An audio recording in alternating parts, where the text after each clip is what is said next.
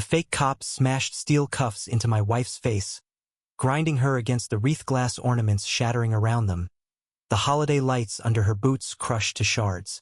I watched from the porch, powerless, as Bryce Kellerman, the so-called HOA enforcement officer, flashing a plastic badge, twisted Luna's wrists until she dropped, her cheeks scratched, bleeding. All for Christmas decorations. Illegal, Bryce barked, her voice echoing off the houses. HOA rules. Luna sobbed. What did I do wrong? Nobody came to help. Neighbors filmed. I just stood there, fists balled, tasting copper fury.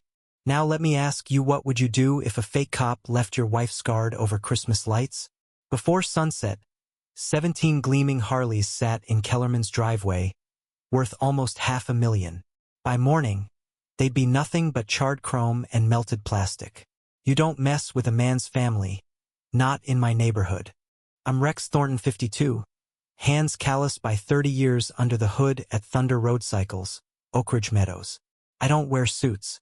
I fix what's broken. Luna's my whole world, a third-grade teacher with a heart big enough for every stray animal and every kid who's ever been picked last in gym. Our house is the kind folks slow their cars to see in December. Windows glowing with lights, pine garland hanging from the mailbox, the smell of Luna's cookies drifting down the block. 3 years straight, she won Best Holiday Display. Blue-collar pride, sitting next to my dad's Purple Heart Reel honors. We stayed in our lane, kept our yard clean, paid our dues. But then Bryce Kellerman moved in 6 feet tall, shoulders like a linebacker, jaw like a brick wall, a glare that could sour milk. Failed the police academy twice for excessive force. Now, she investigates insurance fraud. She bought the biggest house on Pine Street for cash and filled it with heirlooms, 17 vintage Harleys, including a 48 panhead that'd make any collector drool. She bragged about inheriting them from relatives all over the map, always dead, always distant. But I'd seen bikes like those in police impound lists, insurance files. Something stank. 3 months ago, nobody wanted to be HOA president. Too much hassle, right? Not for Bryce. She wanted power-ordered tactical vests, fake badges, handcuffs, and started patrolling, in her Honda Civic, barking citations for everything from grass length to mailbox paint. First target? Grass exceeds regulation height, she said, waving a metal ruler. $50 fine. 2 weeks later, Luna's Christmas lights went upright on schedule. Same as always. Bryce showed up screaming about premature displays, clipboard trembling in her hand, trying to sound official. Regulation 47, no decorations before December 1st. She threatened us with a $500 fine. But the real kicker? Her own house had been lit up since mid-November, and 17 other families had decorations up too. Only using the Martinezes, the Hispanic family across the street, got citations. I knew then she wasn't just power-hungry. She was building an empire on fear and discrimination. That night, I started digging. The next morning, we found a yellow envelope taped to our door, emergency injunction. All Christmas lighting must cease immediately, per FAA safety codes. I laughed so hard Luna thought I'd lost my mind. FAA? Nearest airport's 30 miles away. Director of Airspace Compliance? Bryce Kellerman. The letter read, on HOA letterhead that also listed Heritage Motorcycle Recovery Services, her side hustle. I called the FAA. The woman on the line snorted. We don't care about residential Christmas lights. Unless you're landing helicopters on your roof, you're fine. I pulled county records, public employment data, court filings. Bryce HOA election was a sham, missing the required quorum. Her insurance license carried fraud complaints. And that recovery service? Registered to her home, right where all those recovered bikes sat. She'd been fired from her last real job for falsifying investigation reports. I made copies, screenshots, backups. Once you've survived a nasty divorce, you learn to keep receipts. The next week, she tried to flex. Lights down. Now. I handed her a printout of FAA's statement. Smiled. Talked to the real feds, Bryce. Her face blanched. I have federal authority. No, you don't, I replied, showing her the receipts. Your badge is plastic. Your election was rigged. And your side business stinks of fraud. She stomped off, swearing this wasn't over. I posted everything to the neighborhood Facebook group. The floodgates open at 28 neighbors shared stories of Kellerman violations. Linda, a retired court clerk, wrote, "Private citizens can't issue citations. This is fraud." Doug Williams, fined for parking his work truck. The Martinezes, cited for a dangerous garden gnome. Margaret, scolded over chalk art on her sidewalk. The stories just kept coming. But Bryce escalated. One evening, a white van pulled up. 2 goons in tactical vests, Apex Security.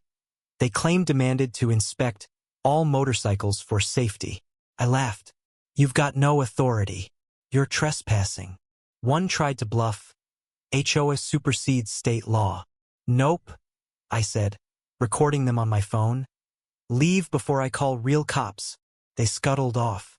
Later, I found out Apex Security was registered to B. Kellerman Enterprises. She was funneling HOA money into her own pockets. Then came the vandalism, shop windows smashed. Back off, spray painted across my wall. But my new security cameras caught everything. Bryce, in a ski mask, methodically trashing my business. I called Detective Martinez, sent her the footage and files about the bikes. She said, "This is federal RICO, insurance fraud, property damage. It's all going down." Before police could act, Bryce tried a new angle. Impersonating a state insurance agent, calling my shop with a bogus tip about me stealing motorcycles. She even tried a citizen's arrest, stormed up my driveway in a wrinkled suit. Real cuffs this time, tried to slap them on me. Luna caught the whole thing on Facebook Live. Neighbors called the cops. When real sirens showed up, Bryce fled, tires screeching. A death threat came next. "Remove the Facebook post or Luna pays the ultimate price." My hands shook as I read it, but running wasn't an option. I went dumpster diving behind her house, digging through her trash, past greasy takeout, to find dozens of manila folders. Fraud files, fake theft reports, staged crime scene photos, lists of stolen bikes linked to innocent neighbors. She'd been using HOA records to file false insurance claims, stealing millions, keeping the bikes as trophies. My folder was at the bottom, fake reports claiming my shop was cleaned out, $890,000 in losses. She was planning to torch my garage, blame me, cash in, and walk away clean. That was the plan. At 3 a.m., Detective Martinez showed up, jaw tight, eyes wide. "Rex, this is the biggest fraud I've ever seen."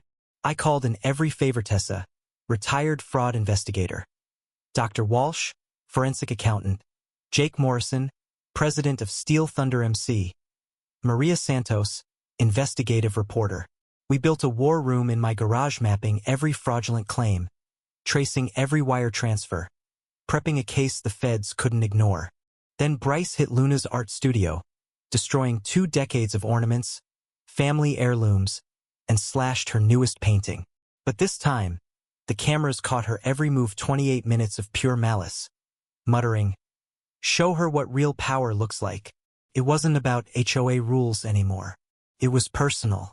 Just as we finished prepping evidence for the annual HOA Christmas party, 200 neighbors in one place, news cameras rolling, Bryce stole 4 of the most meaningful bikes, doused them in gas at the old quarry, and threatened to torch them unless we backed down. Jake's MC roared in. Bryce, wild-eyed, road flare in hand, screamed across the quarry, "You're destroying my life's work." She threw the flare. Time slowed. I dove, rolling Mrs. Spencer's grandpa's Electra glide away from the flames. Jake and his boys snuffed out the fire. All 4 bikes survived, scorched but salvageable. Police rolled in, sirens blazing. Bryce bolted for the quarry's edge, dove in. Divers fished her out, shivering and ranting. Federal agents showed up at my door the next day: Agent Spencer from the FBI, Rodriguez from TBI, DA Williams. I laid out the files, the videos, the money trail: 43 victims, $2.4 million stolen. Asset forfeiture would make every victim whole again. Luna's hands shook as she asked, "What about restitution?" DA Williams assured her every cent would be repaid, plus counseling and identity protection. They offered me a federal whistleblower reward almost $500,000. Luna nearly fainted. At the rescheduled HOA Christmas party, I stood in front of 200 neighbors, projection screen glowing, news cameras rolling. 3 months ago, Bryce Kellerman handcuffed my wife over Christmas lights. Tonight, you'll see why. Slide after slide, fake citations, insurance fraud, police reports, theft records. Neighbors gasped as they recognized their stories.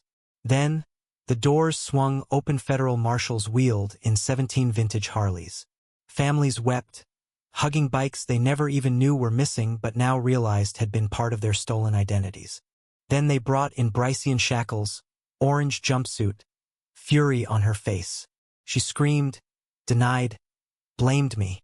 Agent Spencer played footage of her burning evidence. The deputies clicked real cuffs on her wrists. The applause that followed shook the rafters. 8 months later, Kellerman's empire was thus sentenced to 23 years. Every stolen dollar returned, her trophies given back to the families she'd robbed. Luna and I founded a community fraud-fighting fund, helped dozens more across the country. Luna's art is now on display in 3 states. Her Suburban Resilience series inspired by the darkness we endured and defeated. Every December, our neighborhood is brighter than ever. The newspaper called us the community that saved Christmas. And me, I sit on the porch, cocoa in hand, Luna's lights twinkling against the cold. The sound of kids laughing, bikes rumbling, neighbors safe because we fought back. Well, that's real victory. If you've ever tangled with fake authority or some power-hungry bully in your own neighborhood, I want to hear about it. Drop your story below. Let's talk justice. Real justice, the kind you fight for with both hands. What do you think? Does fighting back ever cross a line? Or is there no such thing when your family's on the line? Comment Bilo? Share your own HOA war stories, your corruption versus community moments. Because if you're not careful, the next Kellerman might already be plotting on your block. And that's a fight none of us should have to face alone.